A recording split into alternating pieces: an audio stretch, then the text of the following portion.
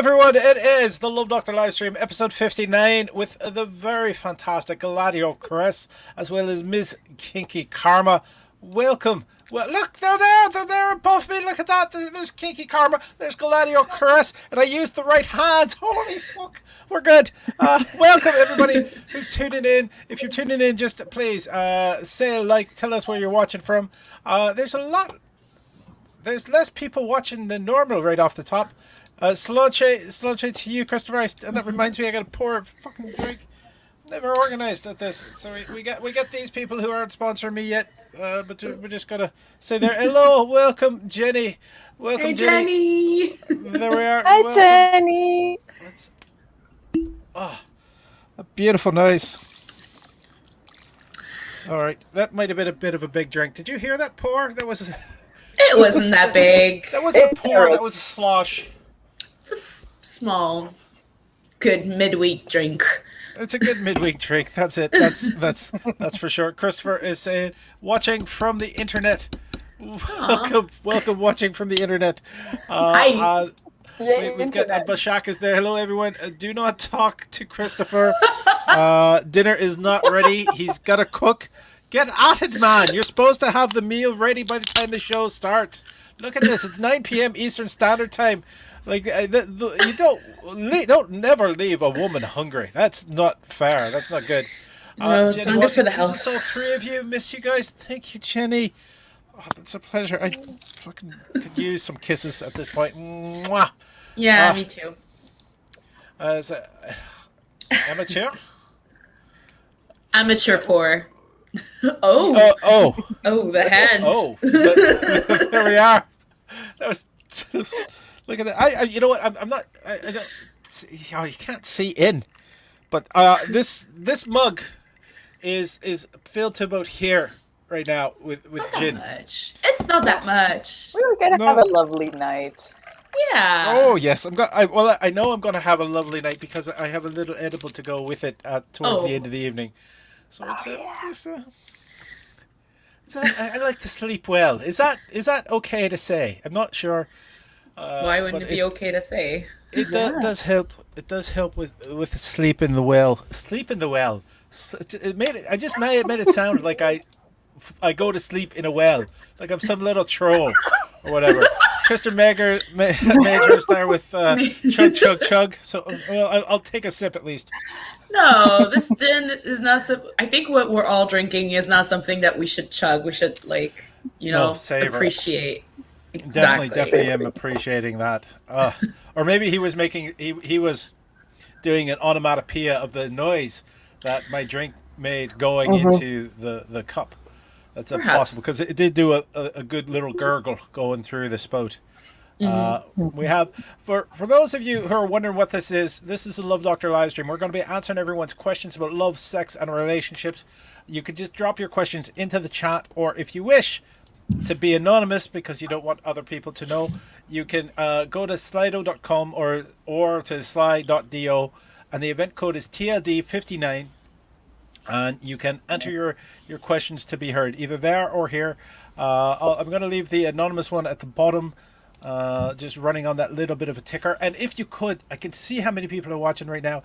If you could hit the like or the heart or something of that nature right now, it does amazing things for the getting us seen and recognized by the big algorithms. So are we going to jump into this right away? No, let's Kinky, tell me, how was your week? My Muggle week is okay. I'm learning a lot of nice things that I'm not necessarily going to use in the context of my job, but it's fun to know. I guess they're paying you to do it, so that yeah, they're definitely paying me to do it. Of course they are. Lol, I wouldn't do that if I was not paid and paid well. Other than that, no, I don't have anything else. I mean, COVID kind of puts a damper on stuff. Exactly. Galadriel, how was your week? Bijou Bizou, you are not late to the party. We are just getting started. Oh, hi. My week's been, as with everyone in Montreal, very, very hot. But I've honestly appreciated the opportunity to wear as little clothing as possible in a socially acceptable Muggle way, I guess. I'm very grateful for the people who do that. That is, it's the joy to my walks, keeping nice and distanced at that time. And it's I hate to. I don't know if you two are aware that when the theme song is running and no one can really see everybody in their windows, like Kinky was doing a good little dance to the theme song. And it was, I always do that. I know, and it always sort of makes my day. So I don't know. Here's I'm going to ask the first question of the audience. Actually, do you prefer that we have the names up so you know who everyone is, or do you prefer that the names are off so we get to see a bit unobstructed views? So, we'll leave it unobstructed for now. People have long names. That's fair. That's all right. So, I maybe I caught some sun, but I seem a little pinkish right now. Yeah, well, I mean, it's always nice to make sure that everybody's great assets are like on display, especially if they want them to be on display. All right, Bijou Bizou is saying that it's better to have the names on and the pronouns just in case those are featured. I don't think any of us have our pronouns showing, but that is an option, and for some performers that is a very important thing to do. And yes, Christopher is enjoying the view from the peanut gallery. Cook, you should be slaving away over the stove at this point in time, getting everything ready and plated and out to that hungry woman. Please, Christopher, get your priorities. I'm glad you're here. Thank you. But what's in a name? That being said, I like knowing who's who. All right, so we've got one vote against the names, 2 votes for the names. So we'll leave the names on, but they'll disappear when I bring comments up. So that'll be a little bit of compromise. Can we call it a compromise? I don't know if that's a compromise. It's a compromise. I think so. All right, stove. It's barbecue time. Sorry. I said it was stove, but he's on the barbecue. It's barbecue season. It is barbecue season. Mm-hmm. I thought my apartment was on fire actually earlier today, and it was just a neighbor who was, I think, a little bit over exuberant in doing their barbecue. So smoke was everywhere in the backyard. So where do we go? We have questions. Yes, we do have questions. I'm sure we have questions. And I know I just have to remember how to bring those questions back online. There we are. As always, we start with the bottom because starting with the bottoms is important. Can you deduce? Oh, not seduce. Can you deduce someone you're just meeting will be a good lover? What are your tells? Kinky, you are in the hot seat, so you get to take this one first. The way they eat their ice cream. The way they eat their ice cream. That's. Actually, it's Galadriel. You're next. I sort of jumped the queue there. It's a simple. It was a nice, simple answer.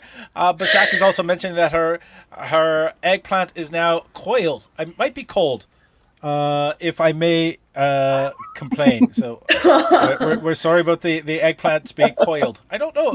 Coiled, is that like a special way you cut it to in a spiral? I'm not positive, but it could have been cold.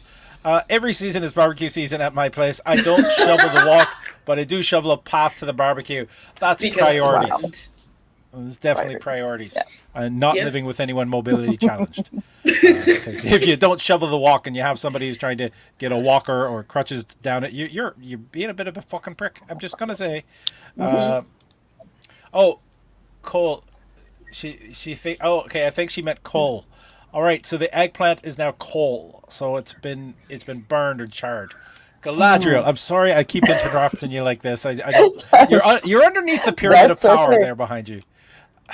Yes. Can you not feel my power? We can, but you're freezing up. Question. The question was. Oh, yeah, it's back. Yes, it's back. I am back. So to answer the question, I would say I really observe how the person is moving and how they're like inhabiting their body, if that makes sense. I think that's a big tell. Some people are way too much in their own head, and we actually that can hamper the lovemaking process. Boom. That is a fine answer too. People who are in their head, I agree with you, don't tend to be taking care of their partners as well as they should. I'm just want to I say I love both of your answers, but I also it's the touchy feely. Like the eating of the ice cream is nice, how they move is nice, but if they spend the time to like put their hand on my wrist or to put their hand on my arm that in itself to me kind of shows that they're an attentive and physical lover, which I think is kind of key. But I think primary, I have to agree with Galadriel. It's like how they dance. How they dance is always a good thing. I've gone whispering, but I'm not sure why. But I think that's. Did we get awkward at this point? I love how giggly everybody is. This is. And we're not even drunk. Not yet, but I'm working on it. All right. The next question that we have is my daughter asked for a sex toy. She's 14. Should I get her one? That is the question there. And there is a parental responsibility, I believe. Oh, we got Lusty Onyx is giving us the biggest slanche. So slanche to everybody. I think I need this before answering it. Yeah, right? I'm off the hook. I don't have kids, so I'm good. Right. I believe there is a point that education has to come in, and it's not just the idea of a sex toy, but also a chance to instruct at that point. It is a very good sign that you have an open enough communication with your daughter that they can ask that question, and they are not self-conscious in asking that question. So I'm going to say very good parenting on your behalf. I think you might need to do some follow-up discussion to find out what kind of sex toy or etc. and why they want it. Just so you are still fully communicated. Don't be embarrassed by the question, because you are hopefully going to be the primary educator or influence in their life for a few more years. So you kind of want to make sure that you are instilling in them the morals that you believe, and that they can carry that on. There was a bit of a heavy answer, but Galadriel, it's your chance to answer. I think the question itself demonstrates that this seems to be a very sex-positive family, because I don't think if it wasn't the case, like the 14-year-old would not come to their parent asking for a sex toy. Personally, I would say, and I'm also speaking as a parent, although I've not had this I did not have a child coming to me asking for a sex toy yet.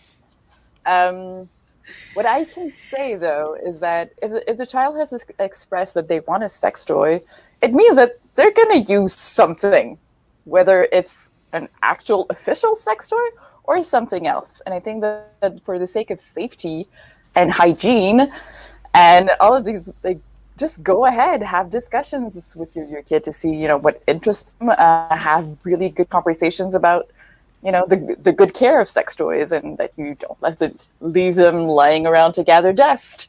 Have to normalize the whole thing, because they're gonna use something, whether it's a sex toy or not. Ingenuity of teenagers. That's good. Exactly. Yeah. I may or may not be in that teen that use stuff that was around the house that is not meant for that at all. But I think what I would add is I wouldn't ask why, because as much as communication is open, it does bring some kind of uncomfort to go to your parents and be like, hey, I want to have a sex toy. I want you to know that I am going to be there. And it's not necessarily because of bad parenting or whatever. It's just I know that at that age, it's like kind of awkward. So I wouldn't ask why. I'd just give them my credit card, I guess, and give them a budget, because I'm not, like my mom would say, I don't have a tree outside that I could just like shake money and tree. money comes out. You know what? I agree. I think I said the why, but I was kind of meaning the how, like what they're looking to use, and maybe if they're going to be asking advice about, you know, a penetrative or non-penetrative toy, and the advantages, etc. Thereof. Christopher has mentioned the Harry Potter vibrating broomstick. We're very popular with young girls. It did get recalled, but occasionally you still see it on. Yes, play Quidditch. Play Quidditch in your bedroom. There it is. That was a thing that existed. You have to say that the Amazon reviews of the product were hilarious to read. Lynn Alex is getting flashbacks to American Pie. So, yes, there's always the teenagers danger of will baked use goods. things. It's there's a comedian by the name of Andrew Evans, who has a disparaging joke about men, and saying, you know, a man, how do you put it? A young man will fuck anything, like, and I know this because a young man would actually fuck his own coach, and I know this because I saw myself do it.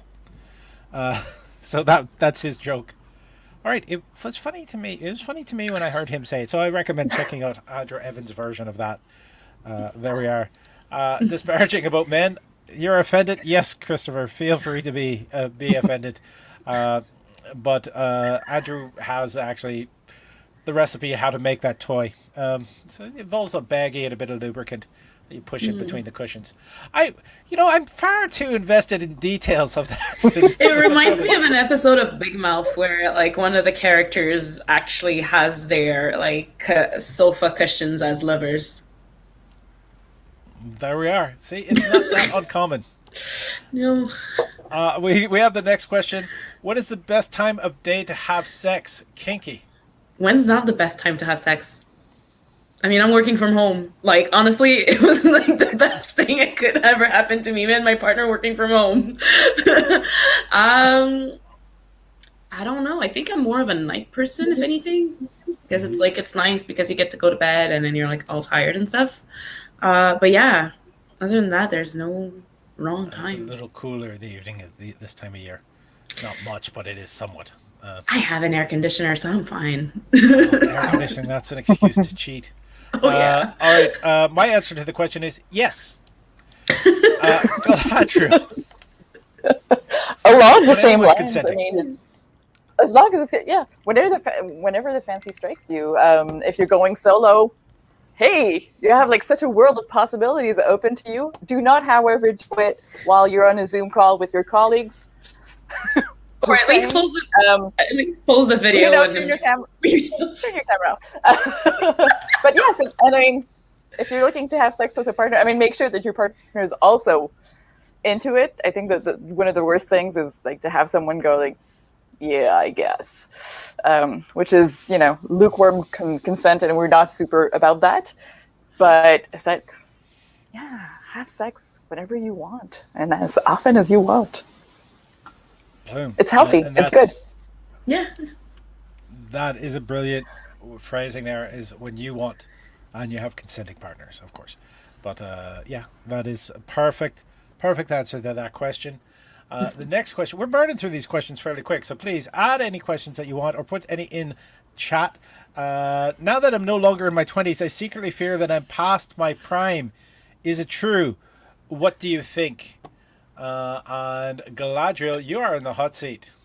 Oh, that makes me laugh. And that's actually sadly a conversation that I've had quite a bit with younger people. I mean, I'll say right off the bat, no.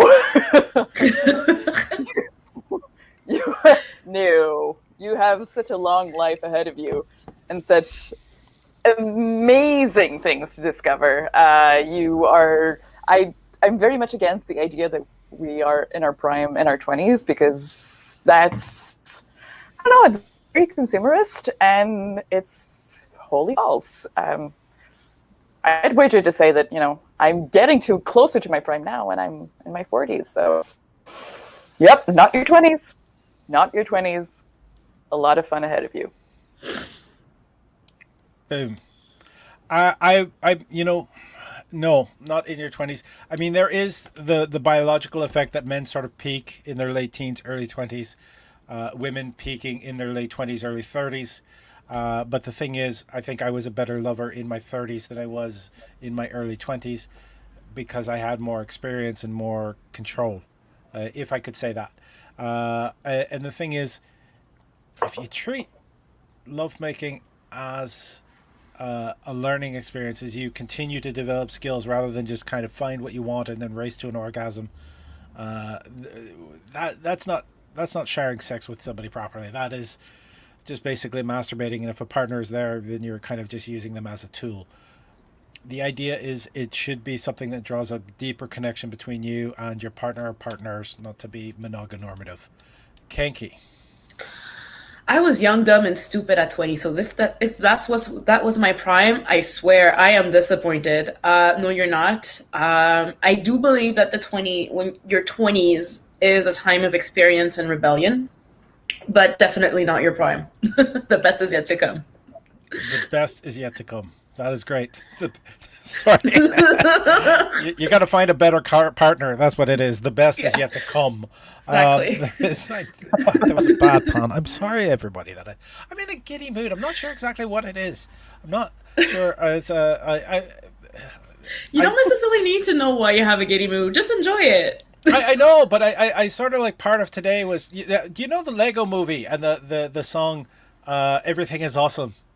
Yeah. I started reading that, singing that in my head a little bit today with a slightly lower octave, just going, "Everything is average." Just no. All right. Devin is mentioning that. Oh man, they did horrible things to their body in their 20s, and since my 20s. Christopher Murtaugh is saying, "I pity the man who is a better lover in his 20s than in his 30s." I believe. Yep. Contrary to popular belief, sexual enjoyment does not line up with Olympic performance. Youth isn't everything. Yes, youth is not everything. And I think the best orgasm I had was during a quickie. So time is not everything, my friend. Time is not everything. All right. Here's a question. I'm going to ask a question at this point. If no one is objecting, Bijou Bizou saying, Devin Upham, I really hope your most trap chick stays above the belt. I'd be more concerned about the wolf trap bit. Yep. Oh shoot! I had a question. What was the question? You wanted to ask a question. What is the best compliment you've ever received from a past lover? Like weirdest positive compliment from a past lover, or regarding like sexuality, or just regarding what they general. Yeah, in general, what they found attractive about you, whether it be attractive in bed or attractive as a partner. I think it was my charisma. I found that cute. Kindness. Kindness is a thing that has been repeated to me several times, which is kind of weird because I'm a little bit of a dominant. So it's weird to kind of put those two things together. I don't think it's that weird to put those two things together, but that's one thing. Galadriel. I'm going to take the opportunity to actually use a compliment that I've received actually quite a lot, except when I was first receiving it in my 20s. I don't know if it was that much of a compliment. Having partners say "Oh wow, you're really enjoying yourself," but in a sound of dismay, as if I wasn't supposed to. And there's a whole narrative about women enjoying sex that especially affects young women. Now I think it's being said with glee, as it should. Yeah. But I was always extremely dismayed to have, again, young guys say, "Oh, you really enjoy it?" So sort of you really like doing it. Because they probably have not had It's like, partners that have enjoyed it, is the thing. One of the weird things I ran into. Sorry, Galadriel, if you had more to add. I'm sorry to cut you off. No, I feel that there's like so much to unpack about this idea that, like, how could it be surprising that a young woman? It's surprising. It's sad, and there's a whole societal narrative. I think Kinky has opinions. Oh yeah, because a girl that enjoys it is not the girl that you bring home to your mom and you marry, because that means that if she enjoys it, she gets it elsewhere. So even though you enjoy it, if you want to keep the man that you want to marry because you feel that he's like good, like genetic pool for your offspring, you need to pretend that you do not like it. You need to pretend to be demure in order to keep him. Look at the headboard and do it for England. All right. That's one of the things that has been said. Bijou Bazoo is saying, when women enjoyed sex too much, they were diagnosed with hysteria, and the treatment was a pelvic massage. Without the other effects that had gone into those things, that doesn't sound that bad. The way that Bijou said it is not that bad. As I've aged, one of the things I encountered a wonderful lover who I spent a lot of time with, who knew what they liked, but into the relationship, I began to discover that they liked what they liked and they didn't want to try anything else. Mm-hmm. And that in itself became sort of chafing. If chafing is probably not the right word, because I wasn't actually chafing, but it's not that I was encouraging doing anything that would cause chafing. But I know chafing is probably not the best word to describe anything sexual. Like, if it is chafing, then really you should probably be using lotions or lubes or something of that nature. Well, hello, welcome to the Love Doctor Livestream. Hi. You know what? I'm in a good mood. That's what I don't know. Welcome. If you're in a good mood too, press the like button. If you're not in a good mood, also press the like button. Just press the fucking like button. All right. I can see. Like, there's about 10% of the people that are watching this have managed to find where the like button is, and the rest have not. So, come on, guys. It's not like the clitoris. It's easy to find. It is very easy to find. Seriously. The clitoris. Is also easy to find. Yes, I know what I mean.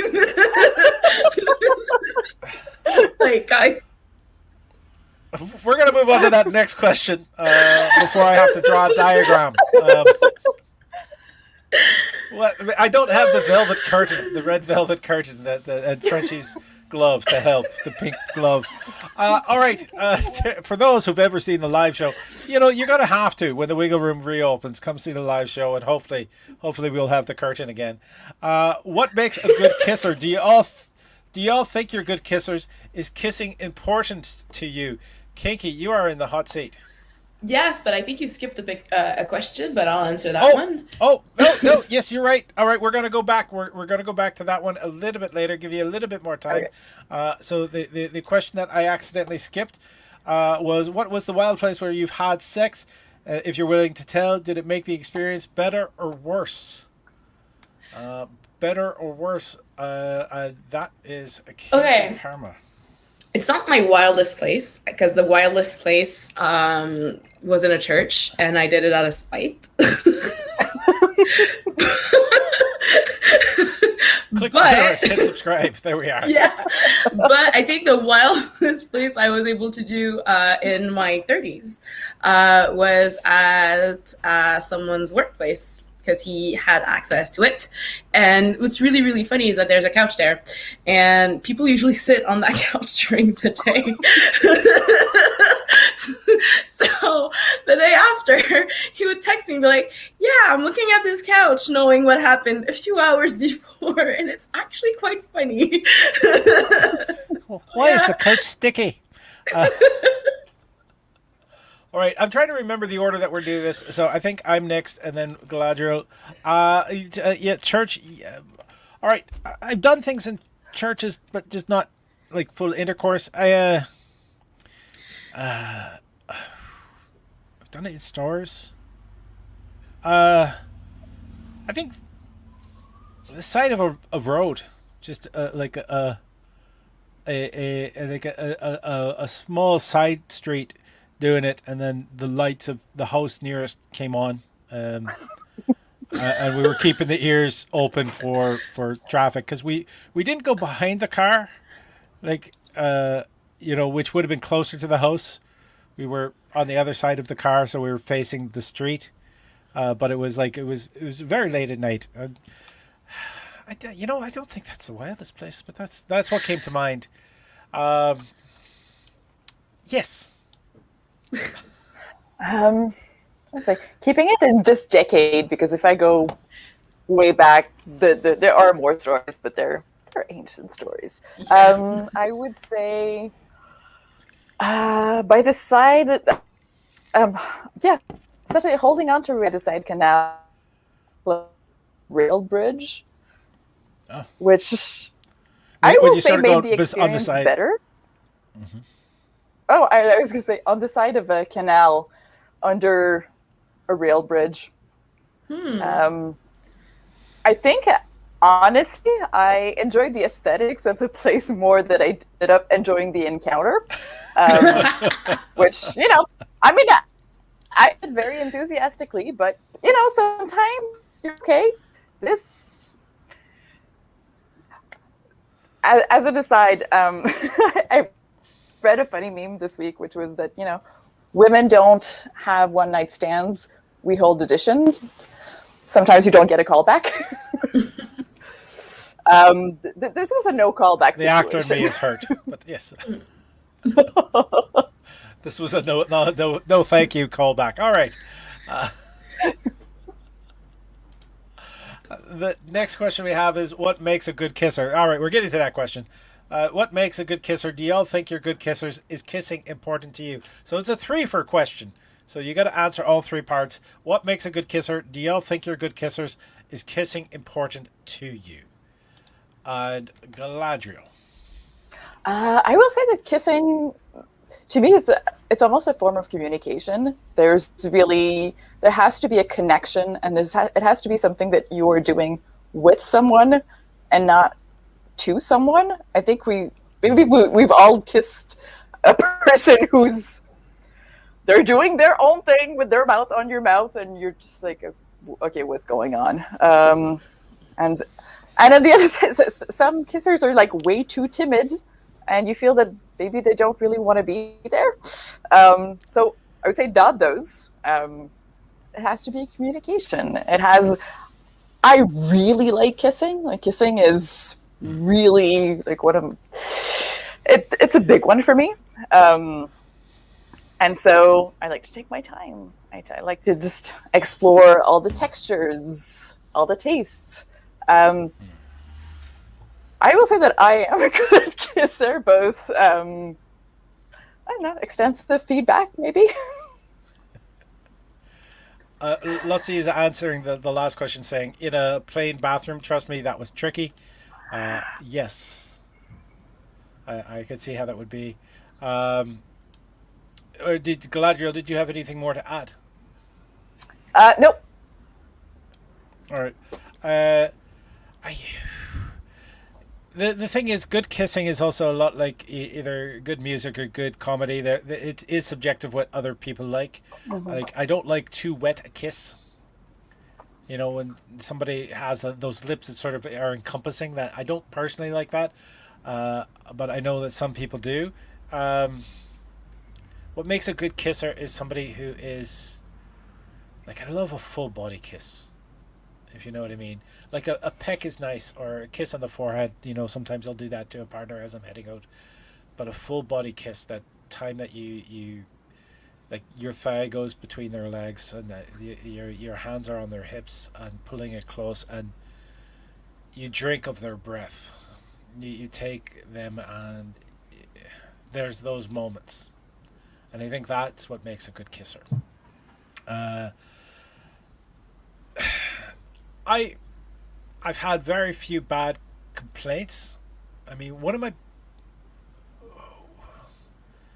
my lovers, a recurring lover, had a bad habit of clicking my teeth. It was sort of it was just a little too deep on the kiss, but just sort of like they were trying to bite my teeth. Not that I have an overbite or anything like that. My teeth are not sticking out, but they had that thing where they kind of it clicked. That bothered me a little bit, but I think it's the idea of the full body kiss is what makes it good. And I think I actually saved a date. Actually, I went on a first date with somebody.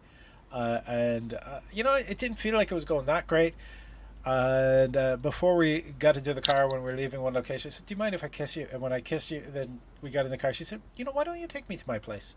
So it kind of and then she admitted later that, if I was thinking I was going to ask for a drive home, but that kiss kind of made me think I should take you home. So kissing is important to me. It's something that I very much miss over COVID. I'd love to be able to just hold somebody that close again. Kinky.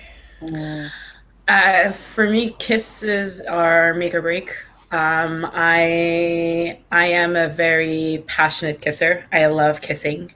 For me, it's kind of like a game, and it kind of reach what Galadriel said, where it's a lot of communications, but it usually also tells the mood.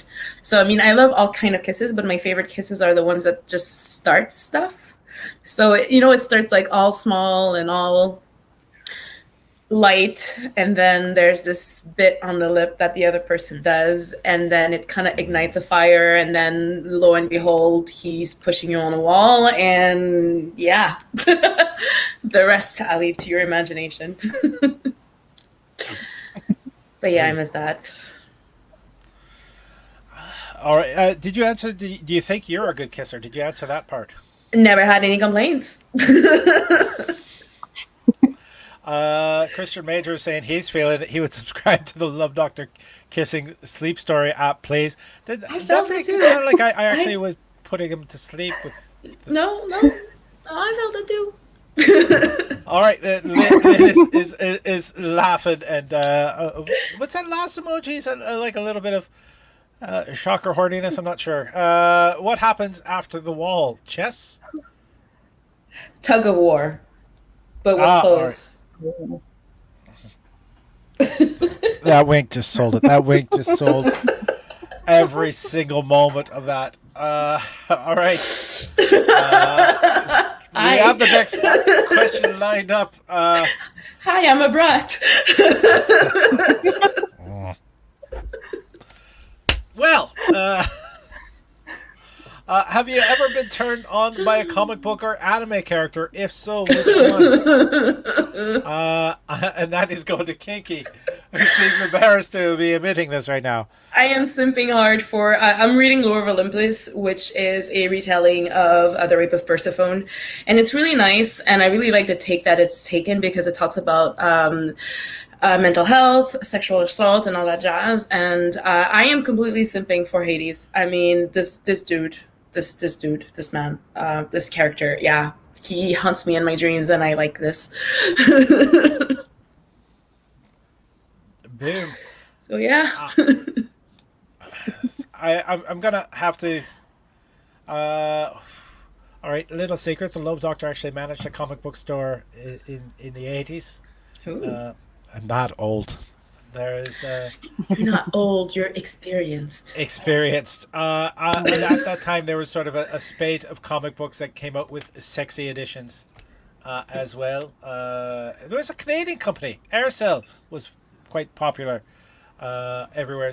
Of course, there's 2000 AD with Judge Anderson. There's a number. There's or anime character. What about what's her name from The Rescuers? I mean, come on. It's not everyone had a most girl fantasy. I'm not sure. She carried a big wrench though. I'm just want to point that out. So yes. I love catching you laughing so hard you can't breathe. I was not expecting the mouse reference. Yes, actually, well, it's one of those things where I think the first one, the first one marks you for life. So in the 80s, there was a French-Japanese anime called Lady Oscar. Yes, I am that old. And so there was the main character who, Lady Oscar, was essentially a woman raised as a man right before the French Revolution, who became essentially like Marie Antoinette's personal bodyguard. The entire series is rife with sexual tension, but of course nothing ever happens. It's marketed to children. But oh, forgot about that one. That explains a lot of stuff.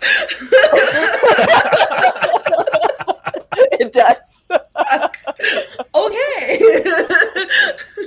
I'm not sure if we missed this. What happens after the wall? Chess or taxes? That was that was a Brat Wink. Oh yes, all right. But looking at like teen shows in the 90s, 80s and 90s, especially the French one, it's like, and then we wonder why we have weird kinks and we're just like sexually liberated, or just, I mean, this French show that I loved was called Robin et Stella, and like it was two girls, but one of them was playing a guy.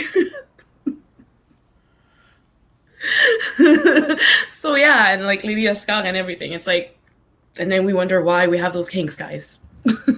What was the second series of Robotech that actually had I think the proper term would be to say a cross-dressing singer in it? I know there was Sailor Moon. There was this arc with the I've seen someone that knew Robin Stella, but I know the Sailor Moons had that with the Starlights, but that part of the series was not dubbed by the Americans because, Because Americans. All right. I'm going to pour myself another drink. There was actually a Canadian animation host that did some amazing things. And if I can remember, Rock and Rule, it had a very few female characters in it, unfortunately. But there was some bondage scenes with the female character whose singing voice was dubbed by Deborah Harry. Iggy Pop, Cheap Trick. Iggy Pop was playing the bad guy. Yes, I actually watched it relatively recently.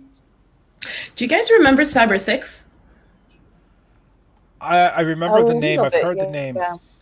It's basically this I'm gonna say thing because I don't remember if she's an android, but like by day she's like this moonlighter defending evil, and by night she's like this male passing professor, and then this professor like kind of falls in love with both of her facets, but without knowing that they're the same person. That's when I realized I was bi. Christian Major is asking, what about the Three Musketeers? The one where Aramis is a woman? Oh, yeah. There's so many things that triggered us as we were younger. DIY Mogul guy is saying, yes, the Cyber 6 with a big heart. Oh, shoot. There was... you know what? I lost a thought, but I poured myself another drink, so that's a good thing.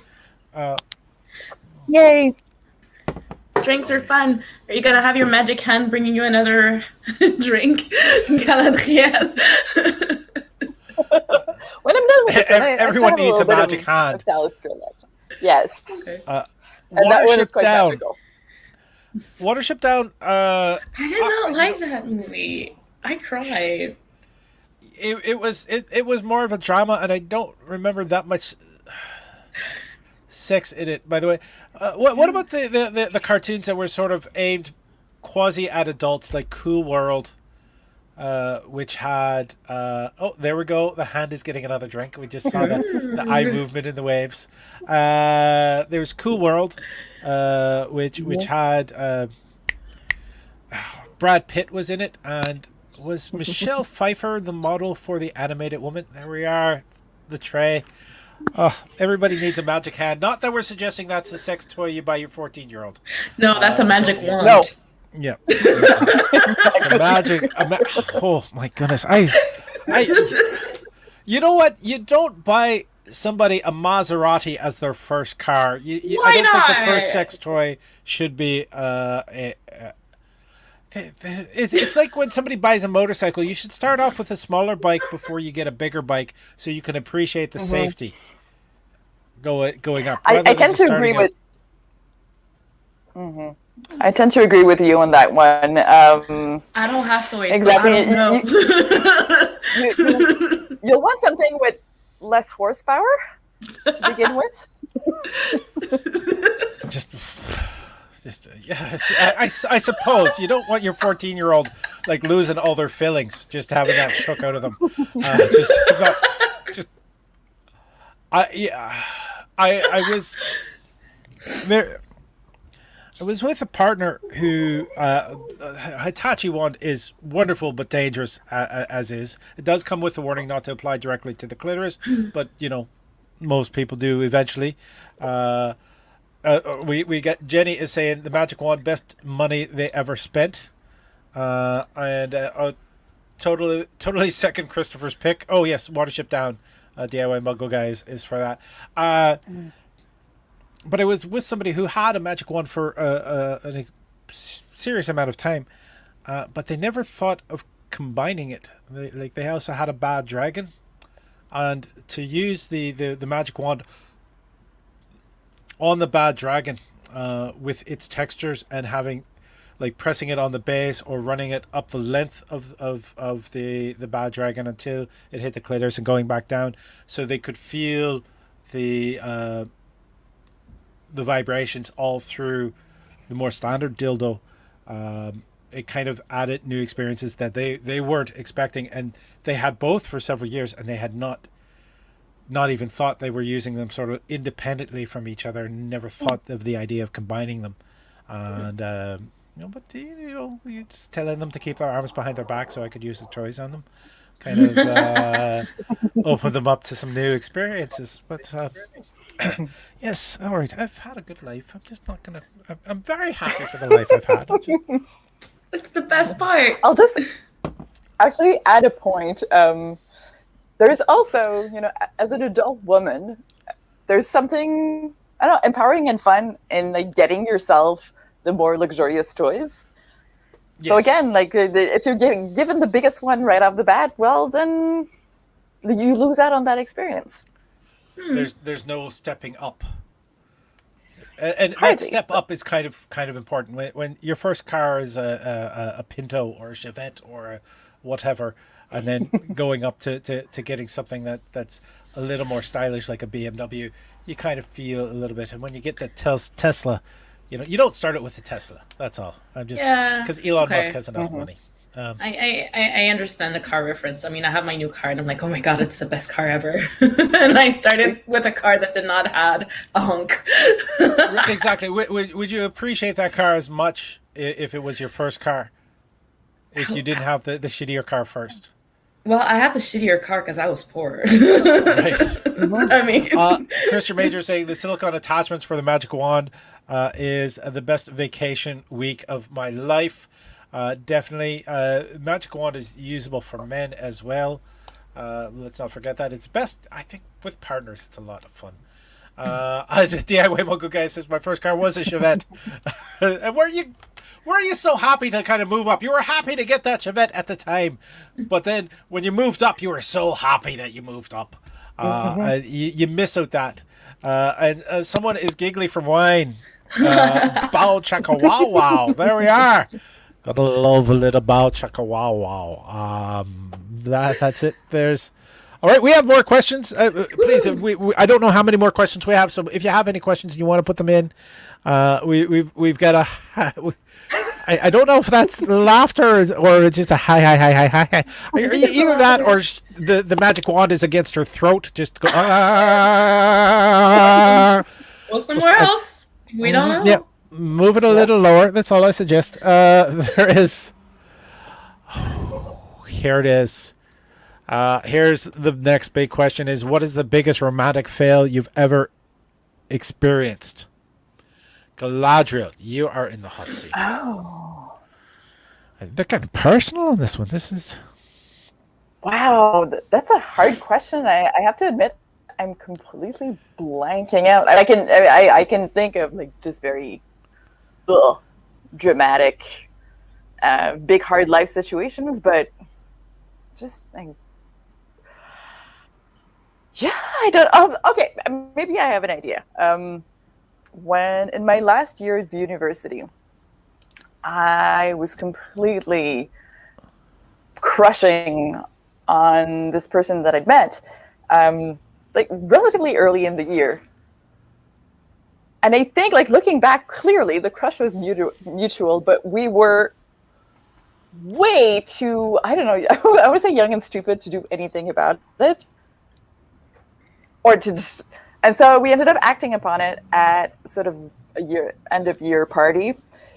I was moving to a different city about a week later or so. So it was like, basically, let's get together, and also this is never going to be a thing because I don't want to be long distance, which was just like a huge sort of like wah wah for something that in my mind and my heart was like just very passionate and romantic. So enormous letdown.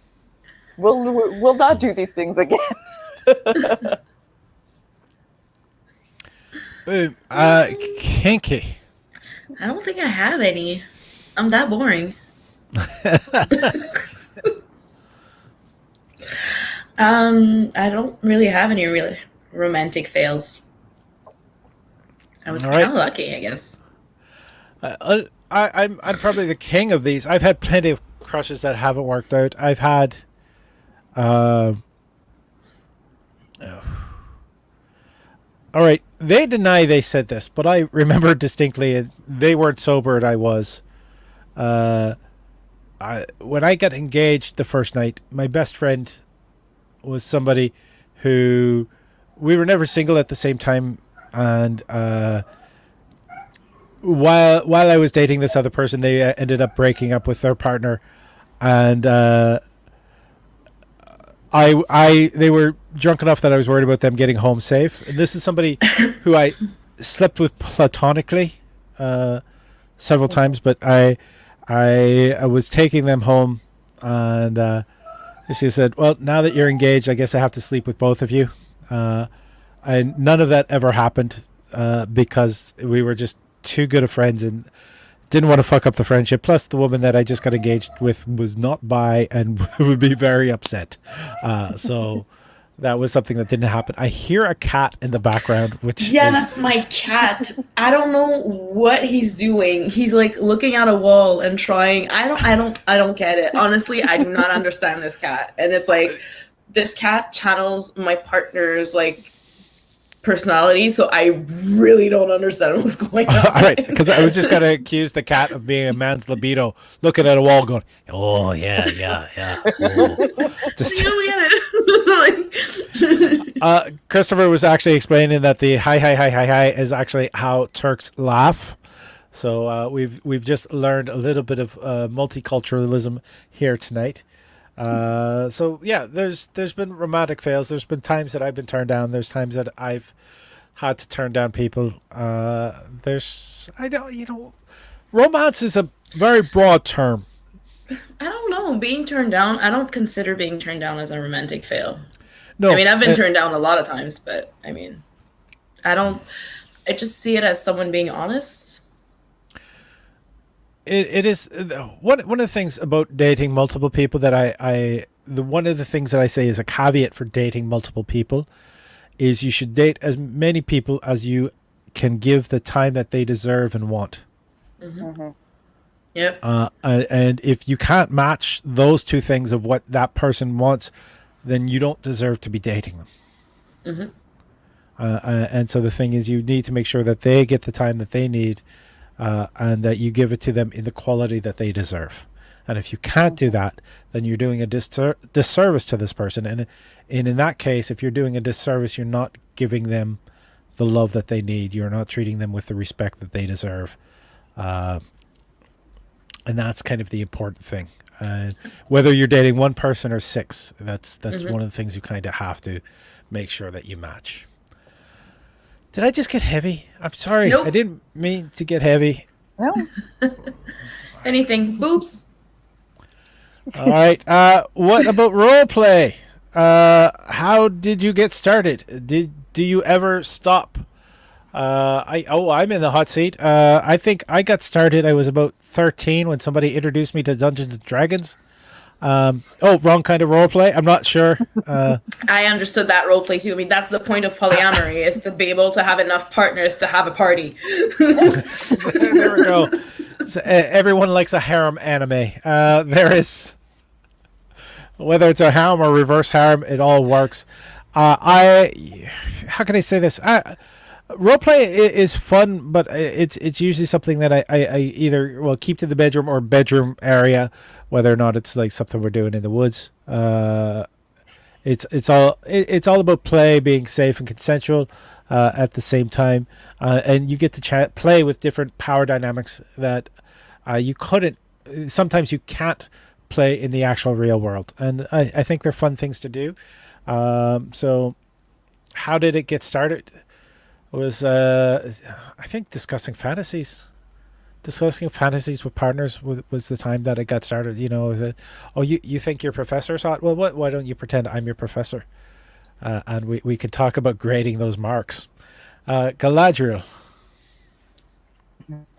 I say, how do you start? I think communication, as you were mentioning, is a great starting point. Personally, I think because so many of my roles outside the bedroom, I will say, involve some kind of role play. The bedroom, not involve care, but it does include power dynamics. It's just that it's often a context where I cannot be bothered to take on another role. So yes, but I mean, ultimately, there's no right or wrong. Just go with what feels good for you. Just make sure that if you're playing with a partner, they're really, really they're as enthusiastic as you are. because as much as power dynamics can be fun, sometimes they can turn unpleasant and weird, and you never want to be in a situation where you're just exasperated at your partner because they keep pursuing a fantasy roleplay that you are not into, and vice versa. Boom. Definitely. I mean, I always believe that there should be some communication with partners and a little bit of, maybe trying something that you're not entirely aware or knowledgeable about if it pleases your partner. But at the same time, you should be able to say, okay, I'm not really into that. We should stop that. And your partner should respect that. Kinky. Role play. I do role play as a hobby, but does not include sex. I play a vampire, a witch, a pirate. I do LARPs and stuff, so I don't tend to involve this in my bedroom. However, I do like power dynamics. I just don't involve role play in it. And if you really want to do it, it's fun. Like Galadriel said, just make sure that everyone consents, and a safe word will be your best friend in that situation in order not to break the play. Because I know that sometimes you're into a scene and you're really, really into it, and especially when you want to enter the concept of consensual non-consent, where the person says no, but in reality it means yes because it's a scene. So having a safe word is always one of the best friends that you're ever going to have, and make sure that it does not has any sense in the scene. Like, for example, mine is couscous. Like, why the fuck would I want to have couscous in any situation that involves the naked body? Unless, I'm not into food play, so so yeah. That's the definitive. It has been mentioned about being on the same page. I think I played this privately for Kinky after a show one time, but I want to explain a role play gone bad using an amazing animated TV series called The Venture Brothers. So if we could take a look, I believe I did this right so we can hear it. I really hope they don't take me down for playing this, but... Of my blood, come to King's Landing and take your rightful seat on my iron throne. Go for it. Why the are you, Rocky? You said you were gonna be Drago. Drogo! Khal Drogo! You're supposed to be my Khaleesi! Wait, did you think I'm an Ivan Drago? Well, obviously. Why would I... What the hell is sexy about that? What the hell is it called? There we are. There you go. Venture Brothers. There's actually a movie coming out. They've got 8 seasons. So I definitely recommend that series. But see, again, make sure you're on the right page because there's a Yes. difference between Khal Drogo and Ivan Drago. Yeah. Just Let's not play a game of Ultimate Surrender when you wanted to do a reenactment of Game of Thrones, guys. And if you do not know what Ultimate Surrender means, go Google it.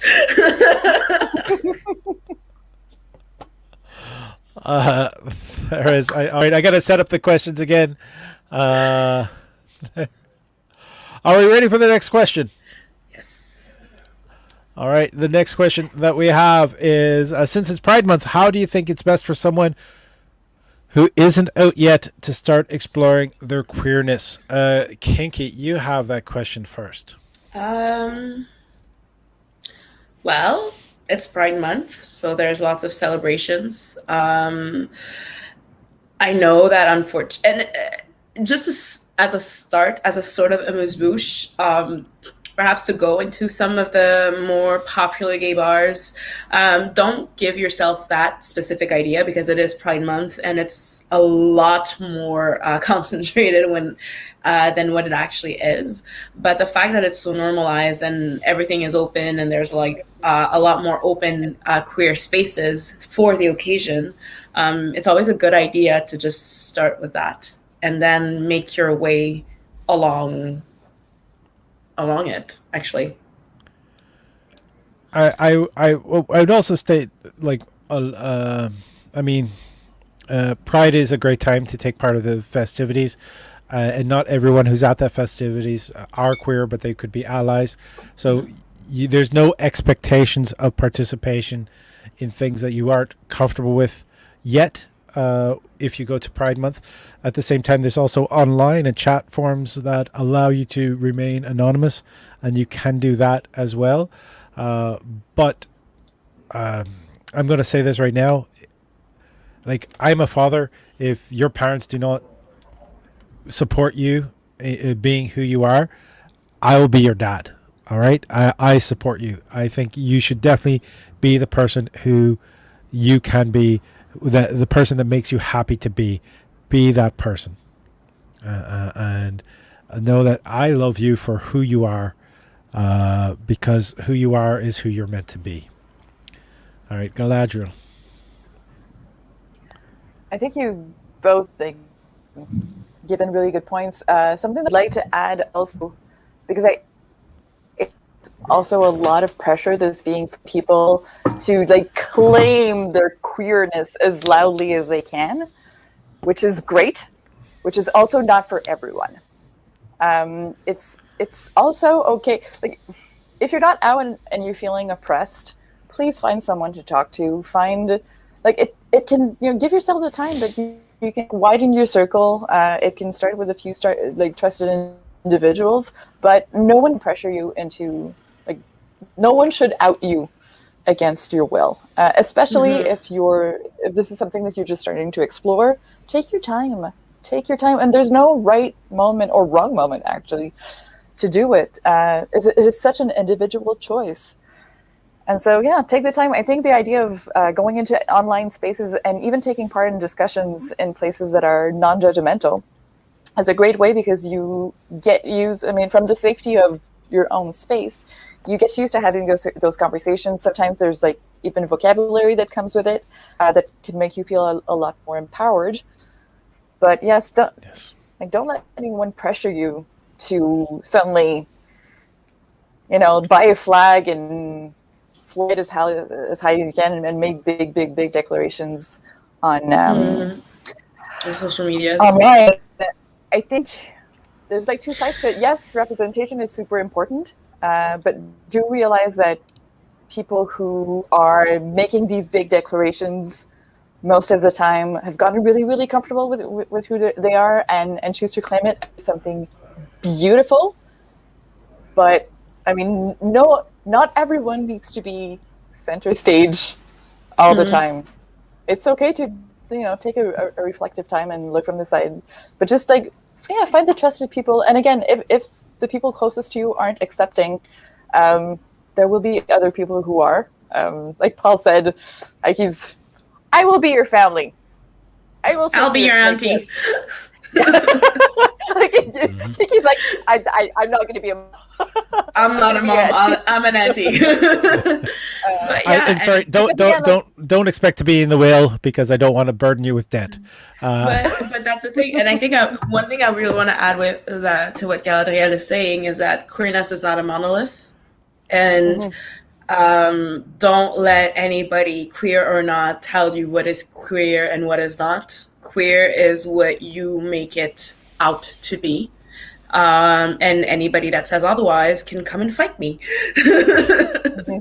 Boom. I agree Jenny with Watson Kinky. is saying. Jenny Watson is saying family isn't always blood. Love you guys. I believe Christian Majors is in reference to the Venture Brothers. I may be wrong, so he can correct me if I am. The other thing is, I long for a time where people don't care. Like what people do with the people they love is their business. All right. I understand voyeurism is a kink, but the thing is you should never be voyeur on anyone who isn't a willing participant. Well, technically, a voyeur is not supposed to judge. You're supposed to watch. Right. I understand, but there's a lot of like right wing the American people who, or there's even some in Canada who are saying, I don't like what they're doing in their bedroom. Well, why are you fucking looking? All right, that's not where your eyes should be. So that's my hot take on that. I'm just throwing that out there. I also want to remind you that. Oh, sorry. What's important, Galadriel?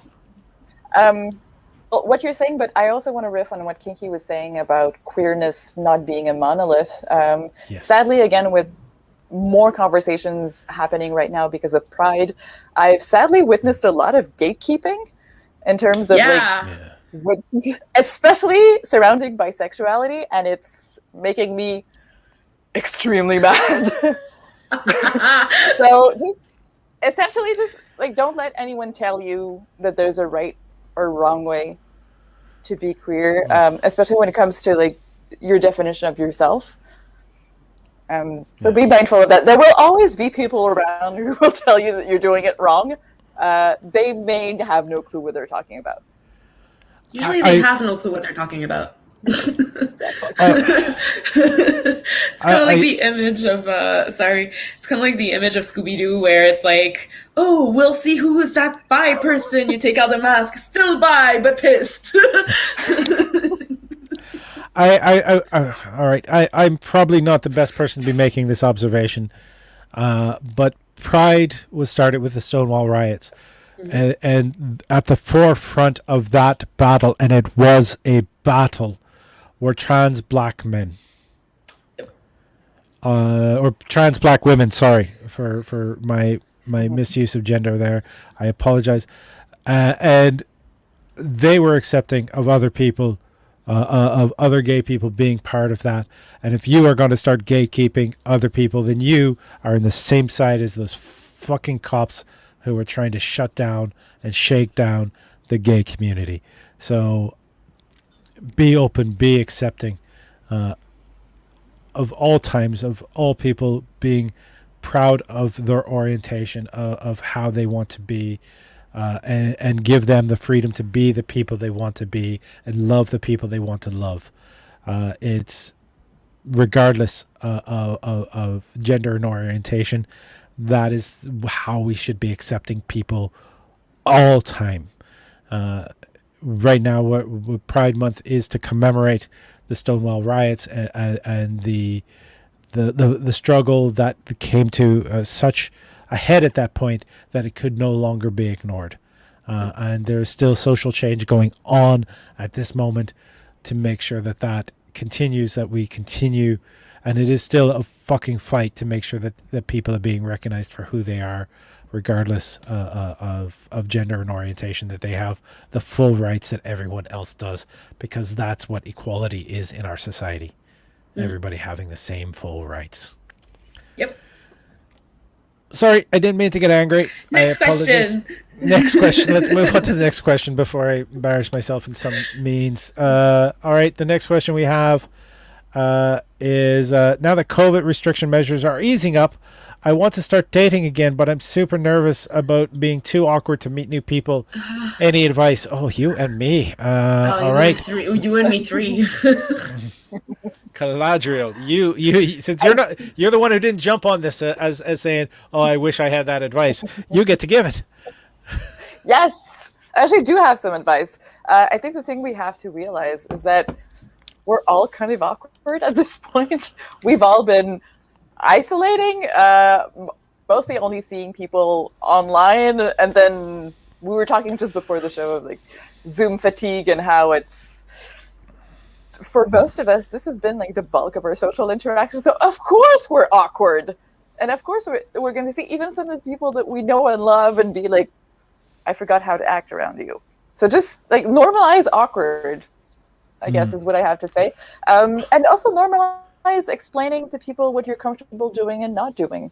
This is like just a wonderful opportunity with boundaries, because expectations are not the same as they used to be pre-COVID, I think, when it comes to dating. And if some people have like pre-COVID dating expectations, maybe they're not the people you want to date. Yes. Kinky. Embrace your queerness, your awkwardness, because we're all in the same boat here. Lynn Alex with hashtag normalize awkwardness. Yes. Christian Major gave a standing ovation. I'm not exactly sure where for. Christian Murtaugh is saying barbecue, wine, gin, and whiskey. Awkwardness is gone. Emphasis on the barbecue. Remember, drunk people cannot legally consent. And I've gone through a breakup over COVID, not because of COVID, but during the time period of COVID. And, communication is key. Being honest and respecting your partner's desires are key. But I so want to hold someone again and just make out. Just that's something that I want to do, but I want to find somebody who wants to do that with me, and that's got to be the key to find post-COVID. Drunk people can consent to barbecue. Yes, they can. They don't always. They shouldn't always, but they can consent to barbecue. But you don't want to be uncomfortable. The other thing, I always like to point out, people who've been drinking cannot legally consent. You can still go home together. Just don't do anything that night, because that's what the mornings are for. Mm-hmm. Because then you're sober and then you can consent. And please make sure if somebody doesn't consent in the morning, definitely respect that. But again, it comes down to being comfortable to being with people, and the respect to your bubble, and making sure that everybody's got their jobs, in plural, etc. That everyone is being safe, because we do not want to see new variants come up of that disease. Oh, hell no. Yeah. All right. Here's an interesting question. All right, we're ready for this one. How do you integrate kink in your burlesque performances? And my answer is yes. Galadriel. It's totally doable. I think it depends what the kink is and how you treat it. As a burlesque educator, I would just honestly invite you to search what's been done by others, because you don't want to end up creating a performance that's extremely derivative. Because unfortunately, from the audience standpoint, it's boring. From an artistic standpoint, it's limiting.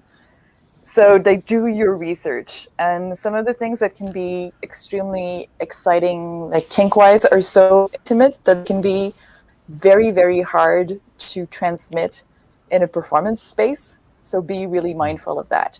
Also, I always like to say that even though we can transcend a lot of things through live performance, be it burlesque or something else, don't treat the stage as your own Like, I don't want to necessarily say like therapy, like the one space where you're going to be working out all of your feelings. This is not the space for it. So just extremely mindful. That said, there can be some amazing kink-based acts, and I've seen some where it just like keeps you on the edge of your seat. Remember, again, like burlesque is the art of the tease. So sometimes it's just about like, again, that power play. If you think of it as like playing with that power play with your audience, then you're onto something that can be really, really great. Boom. Well said. Ms. Kinky Karma. I will do a little piggyback onto your research, because some things that can be considered kink or in a kink community can actually sometimes be perceived as cultural appropriation or racism or homophobia or insurdia. So always be mindful of what you want to portray, because sometimes, and that's why I always say, hell was paved with good intention. So as much as your intention is good, if the end result marginalize a community, whether it's kink or anything else, people won't care. People will just see what you do in the end. So always be sure to just not fall into the stereotypes of the kinks that you wanna explore on your set. Me personally, like Galadriel said, I'm a big fan of power dynamics. So I usually use my attitude.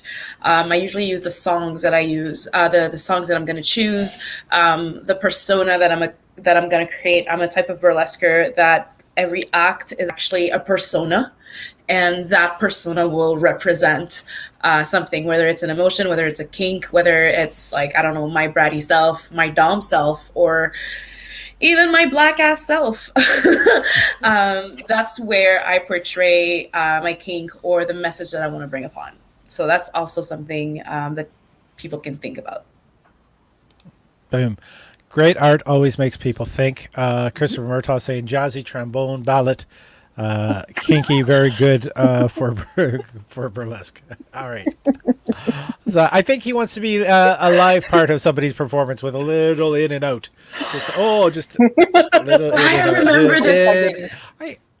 I remember this number with, I don't remember who it was with, but I know it was with Golden Thunder Pants, and it was at Burlesque Geek, and this burlesque performer was doing a performance of Phoenix / Jean Grey, and sometimes he would come in with the mask of Wolverine and like a saxophone.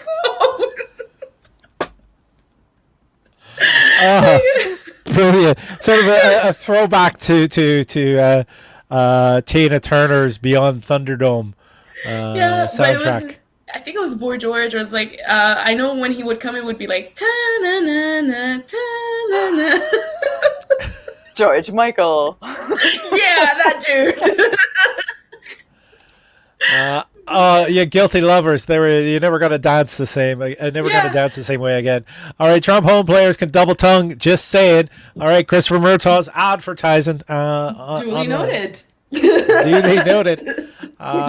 We are definitely. There's going to be a barbecue at some point once people have all their jobs during this summer. We have our next question going in there. All right, I've had my edible at this point. I'm dating someone new, and I want to let him know I'm into anal. Help. Kinky, your go first.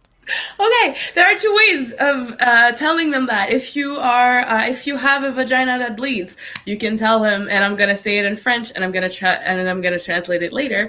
Tu sais, tu peux venir lorsque la rivière est de sang, tu peux passer par le petit chemin boiteux. Which in English means if there's blood in the river, you can always pass by the shitty trail, I guess. The muddy trail? The muddy trail. I like it better in French. I find in French it's like it has a je ne sais quoi. But you can also be more classy than I am. And just tell them. I agree with that last sentiment. Just tell them at any point that you're talking about. There's also the hints. You can also, when you occasionally, it's nice to grab your partner's hand and sort of place it in places that you like to be touched as a hint for them. But be clear and upfront, and you also don't want to tell a partner that you're into it without knowing about their level of knowledge, because you don't want somebody who go, oh, okay, and their only education has been bad porn, and then they go in hard and rough in a way that they should not in that area. Galadriel. I agree with what both of you are saying. I will also add, because sometimes being in this age, we end up having like fun, sexy conversations over text with partners, and I think this can be a really good opportunity especially if you're feeling self-conscious. I'm always a fan of like putting self-conscious things in text and then you throw your phone. Yeah. So if you're ever talking about sexy times, this could be something to introduce, like saying like, oh, like there's actually something that I really enjoy. Would you like to know what it is? Explain. If then you feel super self-conscious, you can like throw it away. Advantage this is that it's the idea in the person's mind before you're actually in the act, and then you can like sort of like figure out the specifics when you're together, including appropriate amount of lube, gentleness, etc. Boom. Good answers, both of you. Thank you very much for that. We have our next question is, what are the best vegan aphrodisiacs? Galadriel, you are in the hot seat.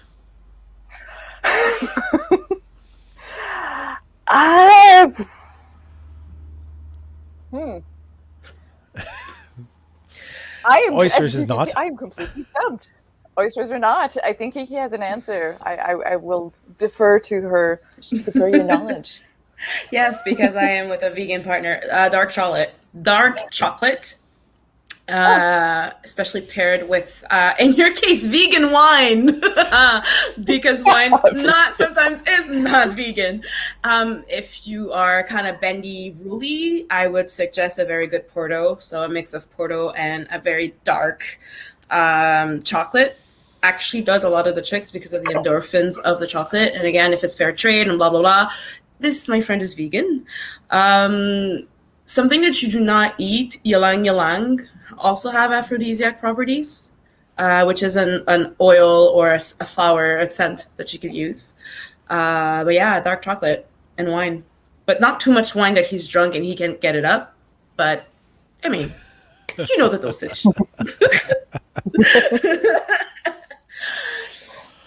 That almost sounded like it was sadly from experience. I've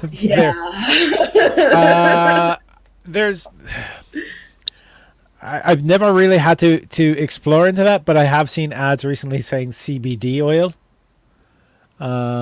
helps as an aphrodisiac.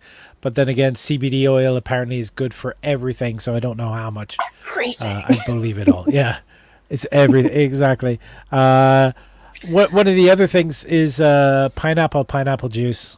Kind of helps things along and keep everybody tasting fresh. And it's also an anti-inflammatory as well. So other than that, I'm not sure. That's something I might have to research. What are the best vegan aphrodisiacs? If anyone out there knows some good vegan aphrodisiacs, please let us know. Chocolate actually has there has been some research about chocolate actually. Chocolate is an aphrodisiac for vegan and otherwise, especially the dark chocolate. You are very much right. Yeah. Chocolate also, you have to make sure you get vegan chocolate because white sugar traditionally was made using fish bones, and so that made white sugar not vegan. Just such a fuck to the poor vegans. I'm just saying. Just go to a place where everything costs way too expensive for what it really is, and then you should be fine. This is a judgment that I'm sorry. I have a huge judgment on white veganism, kind of like white feminism. So because the thing is that your those types of vegans are ableists, are very disregarding of the culture or the environment that people are in, and they actually do more harms than good. I'm like, where do you think where do you think the avocado that you put on your toast come from? Where do you think the all the grains that you're using, that is like the millet and all that stuff, where do you think it comes from? Like, honestly, like, did you know how many like forests that was destroyed, how many lives have been like destroyed? I mean, have you seen what happened in our own like homegrown tomatoes, where people are like treated less like equal than chattel, yet you don't have a problem eating those tomatoes? So yeah, I have a lot of judgment for those people. Like, yeah. So again, with Anyways. anything, it always do the research of where your products are coming from, vegan and non-vegan as well, and just do what you are comfortable with. But also try to think of, this is the thing, we want to leave the world a better place than we found it. And no shade on our parents, but the thing is, there's more and more of us every generation, and that means we got to be taking care of this planet because it's the only one we have. Well, unless you're Elon Musk, because then you have Mars. Yeah. But he's going to be fucking lonely there. No, he has Guy la Liberté. Oh, right. Sure. So Cirque du Soleil on Mars. Exactly. The Guy la Liberté is actually sold Cirque du Soleil. So Oh yeah, that is one of the most politically thing that I found really, really funny, because he sold it just before cashing in subsidies from the government.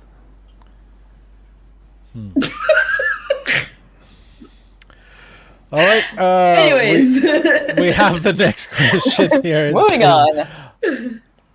What is one book your date mentions they love and you walk away without saying a word? I'm in the hot seat. Atlas Shrugged. Galadriel. I was going to say that. I will. I'll add. Anything else the by Ayn Bible. Rand? huh? Yes, anything by Ayn Rand, the Bible, and anything by Jordan Peterson. I was gonna say the Bible or the Book of Mormon. The Book of Mormon, actually. This one takes the cake. I was gonna say, well, yeah, the book of Mormon. Not that the Bible is completely not racist, but the Book of Mormon is a little bit more racist than even. Yo, the it's Bible. a different. Like, did you know that I'm gonna go to hell whether I'm good or not, because I am marked by the mark of Cain because I'm black? I mean, that's the Book of Mormon. Yeah. Though, you know what, the Old Testament has a lot of kinky sex in it. Just saying. Like, if anyone ever wants to roleplay as Lot, he's looking for a rather specific threesome. I'm just saying, people who says that God is good, I'm like, you clearly have not read the Last Testament, like the Old Testament. You clearly have not read that. Yeah, no. I think that might have been God's teenage years. Just the way he flew off the handle. I don't think it's teen. I think it's toddler years. Because it looks to me like a tantrum like a 2-year-old would put in the middle of the grocery. There are people who are interpreting the Bible in different ways. For example, the lesson of Sodom, like Sodom and Gomorrah. By the way, no one knows exactly what Gomorrahing is, but everyone knows what sodomy is. Actually, sodomy has a weird definition because it also includes oral sex in some places. Mm-hmm. But the thing is, if you read the passage, it's more about consent than about anal sex. Yep. And I think nice. that is, and being nice, exactly, because the townspeople wanted to take the angels against their consent, and Lot offered his daughters. His daughters really did not get a good write up in the Bible. I mean, they were troopers. I will say they were troopers, because like Lot was willing to give his daughters to the angry rapey mob, to protect the angels. Women don't have a lot of, like, besides perhaps Esther, and even then, like, they don't have a great. They don't Very have a great little story. agency. Yeah, I There- think Esther is the only one that's. I'm like, it's not so bad. I mean, Bethsaida. I'm like, poor girl. so much has been edited out of like I'm raised the youngest son in an Irish family, so I was supposed to be the priest. So I did pre-seminary courses. So I was raised Catholic, and I'm still not fully cured. But there's Hey, I'm still can I say Catholic this? for what it's worth. It depends. I have my own. I have my own Catholicism, actually. Yeah, which is I guess that's the definition of Protestantism, but it's That's the definition of being a voodooism. It's not the same thing. all right. But the way I view organized religion the same way I view communism. They're both great ideas until you get human beings involved, and when they start putting their biases on stuff, you're fucked. Yep. Yep. But in the meantime, How much did I drink tonight? All right, not enough. not enough. There we go. If remember to hit like. Only half the people watching have hit like. We want to thank everybody who's managed to find the like button at some point. And I'm going to put this up here as well. If you care to donate to the show, that's the wrong button. There it is. Go to the Linktree, linktr.ee/Paul Ash. It's running along the bottom. You could donate to support the show. We've got a lot more questions left, so it's not the end, but that's the way to keep moving forward and keep the show running, and also support these wonderful artists that I'm sharing the screen with. It's almost twosome or more some. Is it almost twosome or more some time yet? Everyone got their COVID shots. Kinky, you are in the hot seat, so you get to answer that question first. As much as I would love to, unfortunately, no, even though when we're going to have 2 shots. The reason is simple, is that not everybody is going to have their 2 shots. And with the borders that are going to be reopening and all of those things that's going to happen, if we decide to have more sums and continue to spread the virus, because, by the way, the vaccine does not prevent you from catching it. It just prevents you from dying and not tasting anything. So you could still be a carrier of it.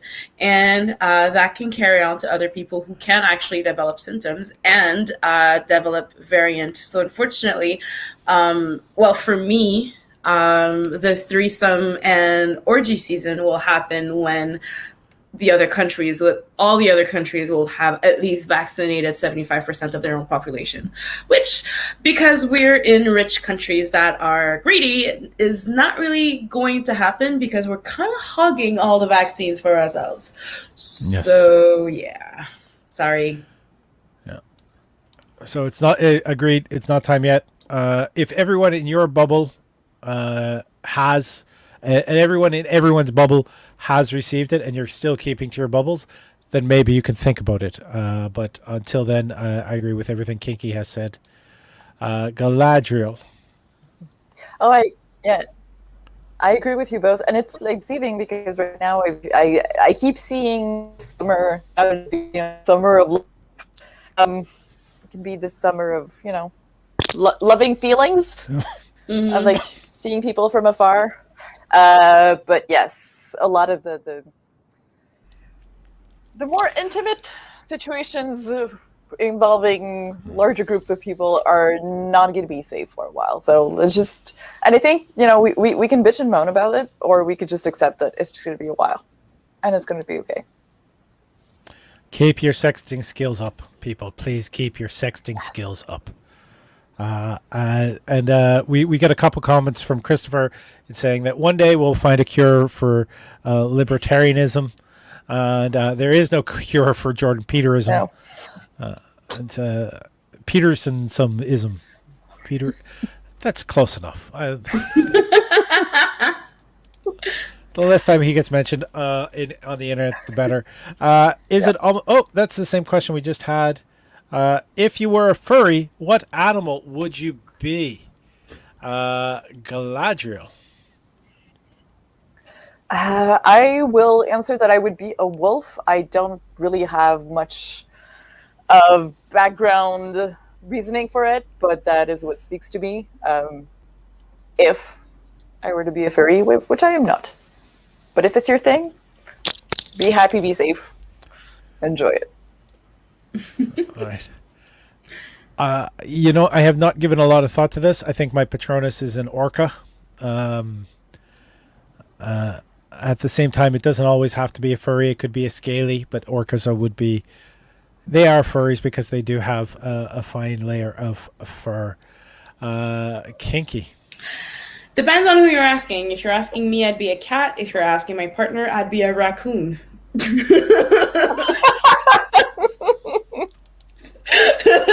you go through the garbage often? That is, I think it's. No, it's because I am antisocial. I will fight for my food.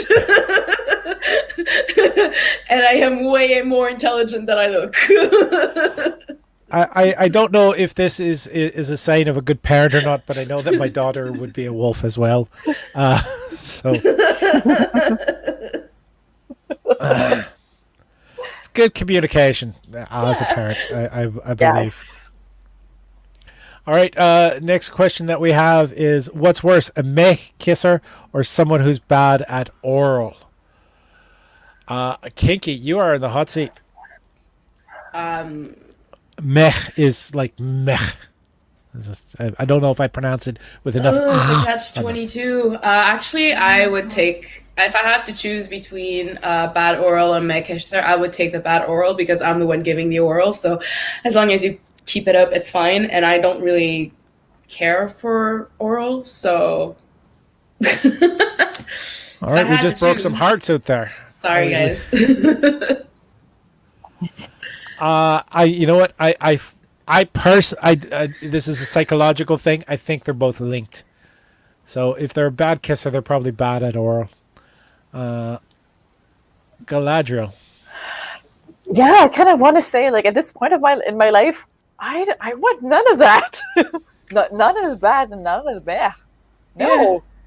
Like life's too short for bad kissing and bad sex. There it is. It is demand better. There we go. We've got our theme for the night is demand better of your partners and of yourself. So please remember to do both. I just realized I thought we had more questions, but we are out of questions at this point from the anonymous ones. So we're probably going to be wrapping up in the next 5 minutes or so, unless somebody wants to drop some questions in. Please feel free to do so. You can do it in the chat as well. If anyone has any questions for our wonderful guest, the wonderful Galadriel Caresse. Galadriel, you mentioned that you are a burlesque educator. Are you still doing classes online?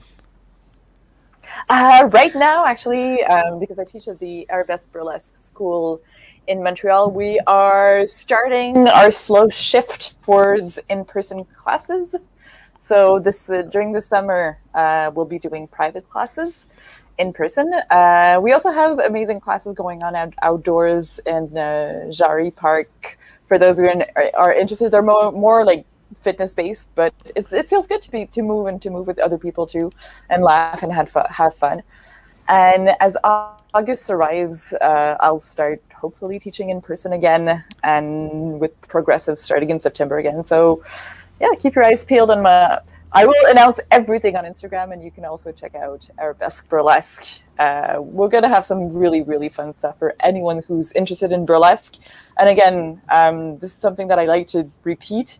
Burlesque is for really everyone. So whether you're just a little bit curious about it, or you're a seasoned performer and you wanted to just like deepen your art, it's worth checking out. There's a lot to learn. There's a lot to explore. The male comedian Preach from ABBA and Preach has taken courses at Arabesque Burlesque. Mm-hmm. Yes. So that is something that I'm aware of.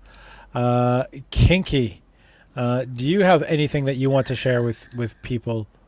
COVID thirst is real, guys. Be careful. Until things reopen.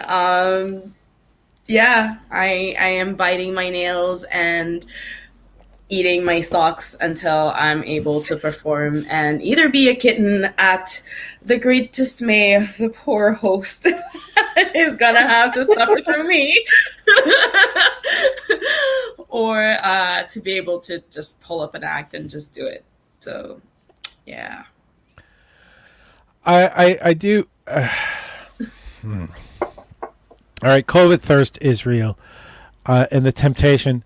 There's certain thing about limits. I always kind of.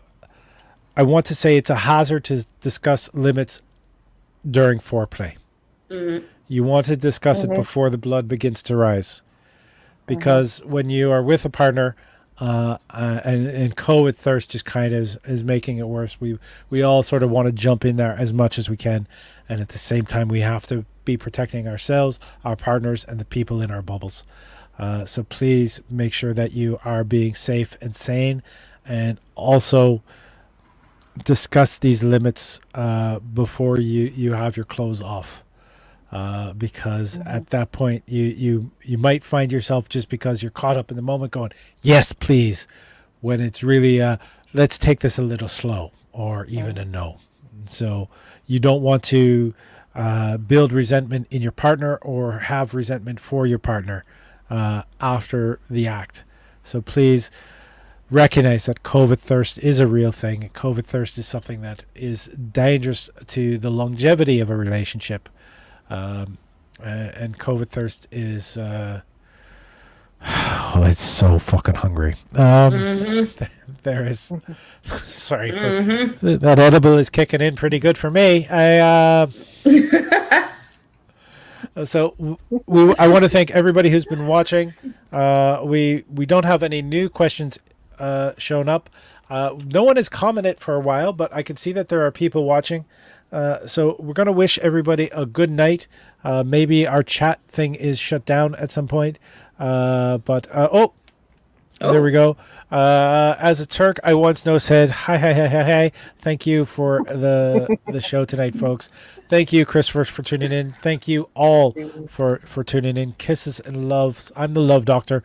With me is the fantastic Miss Kinky Karma and the delightful Galadriel Caresse. Remember, we love you all. Good night.